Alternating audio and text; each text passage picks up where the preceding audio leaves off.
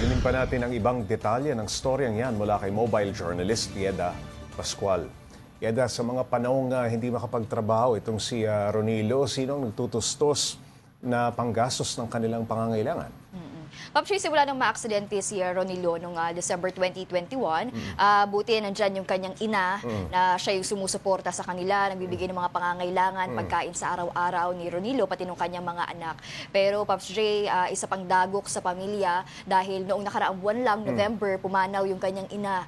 Kaya ngayon talagang problemado sila, talagang hirap sa buhay. Pero ang sabi nga ni Sir Ronilo ay nagpapasalamat pa rin sila kahit papano dahil nakakaraos pa rin at may mga kapatid siya na tumutulong sa kanila. Yung mga anak niyang menor de edad, Yeda, nakakapag-aral pa ba?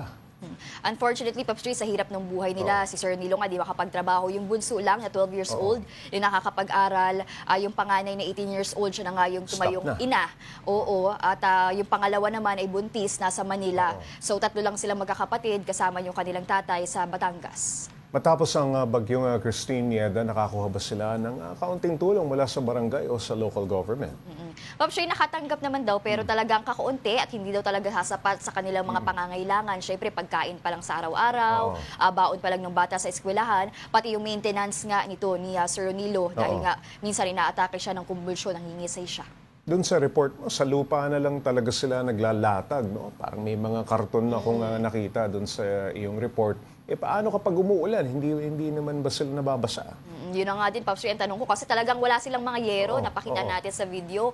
Pero ang sabi niya ay kapag ganun daw na talagang matindi yung ulan at matindi yung araw, sumisilong naman sila doon sa bahay ng kanyang namayapang ina. Lumilipat na sila ng pwesto, no? Si Micah na panganay ang pinakatumutulong sa pag-aalaga sa kanyang tatay at mga kapatid. Gaano raw ito kahirap para sa kanya, lalo't na minor de edad din ito nung umalis ang nanay niya?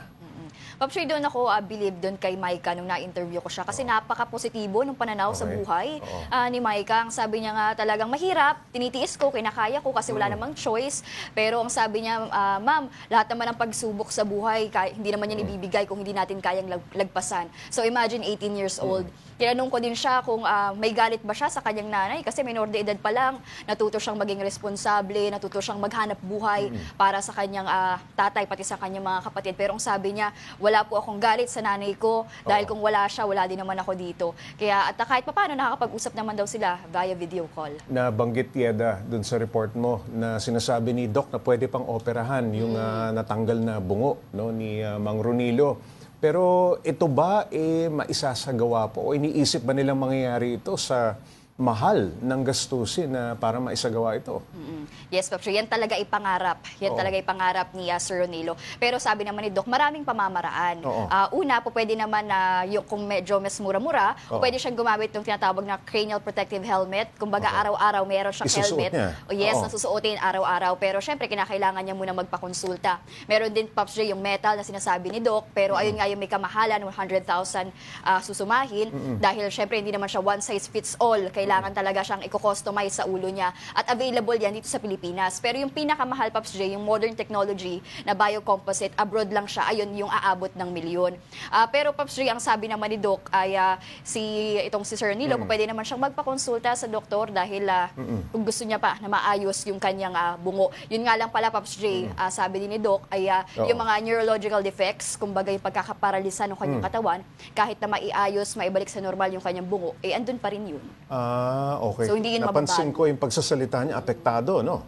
Simula nung magkaroon siya ng aksidente noong Yes, 2021. yung salita niya, pati yung kanyang kaliwang kamay, talagang paralisado. Tapos kung minsan, kinukumbulsyon siya, nangingisay.